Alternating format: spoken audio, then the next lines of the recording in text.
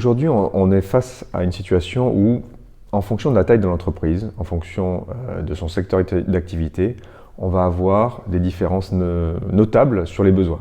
Donc les challenges, de la même façon, vont être vraiment différents. Et là, si on prend 3 catégories d'entreprises, petites, moyennes et grandes entreprises, chacun va quand même vouloir aller vers une digitalisation. Donc les briques, il faut les assembler, qu'elles soient cohérentes pour répondre à des besoins en comptabilité, en consolidation, en gestion de trésorerie, voire après tous les autres postes de gestion, des cycles de gestion clients, fournisseurs et autres. Donc ça, c'est des enjeux forts pour n'importe quel type d'entreprise.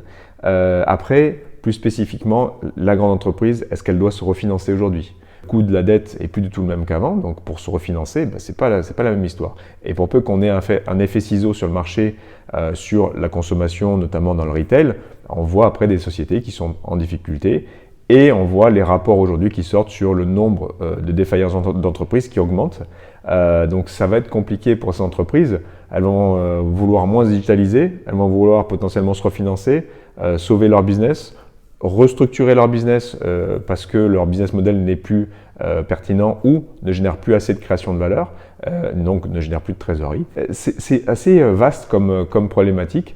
Et par rapport à ça, il y a plein de solutions qui existent. Alors, est-ce que c'est une brique techno? Est-ce que derrière, c'est une solution de financement ad hoc par rapport à une situation donnée? Est-ce que ça va être une gestion plus fine en interne de la formation?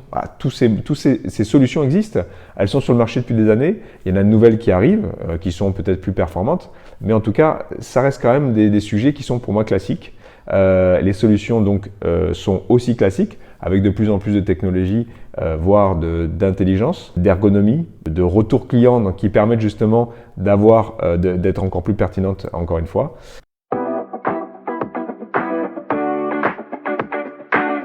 En fait, il y a un monde du paiement qui est en constante évolution depuis 5, 6, 7 ans maintenant, avec des tendances fortes on est d'accord, sur les cryptos, les monnaies, les CBDC, donc les cryptos d'État, et donc il va y avoir des changements. Avec aujourd'hui, je lisais récemment, on a une première des boutiques physiques qui acceptent des cryptos de plus en plus. Donc une fois qu'on a dit ça, quelle autre tendance on va pouvoir rencontrer, notamment autour de la donnée en temps réel. On va parler de tout ce qui va être autour de le paiement instantané, donc on revient encore au paiement, et donc tout ce qui va offrir des services et des produits autour de ces paiements instantanés. Donc ça, c'est une évolution qui est constante, rapide. Intervention aujourd'hui d'acteurs majeurs qui étaient les Google ou Amazon sur le secteur du paiement. C'est complété par en plus d'autres institutions. Un point qui va être très intéressant dans les années à venir aussi, c'est tout ce qui va être intelligence donnée aux outils. Alors on parle de ChatGPT ou d'autres solutions autour de l'intelligence artificielle. Est-ce que derrière on a plus d'automatisation? Ça existe déjà. Il y a quand même des solutions qui sont de plus en plus automatisées autour de la gestion de trésorerie. Et donc, si on résume, paiement, intelligence, automatisation, c'est des grandes tendances que l'on voit depuis 5, 6, 7 ans, ça va perdurer. Donc, je pense que la tendance de fond va être autour de cette imbrication de flux end-to-end sur la gestion financière, la gestion de trésorerie et de l'information instantanée.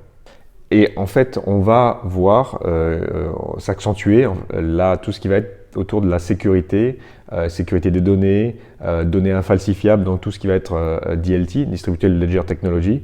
C'est un exemple qu'on peut prendre aujourd'hui, les projets menés par Deutsche Bank avec notamment avec Roche. Donc il y a un article qui a récemment été publié.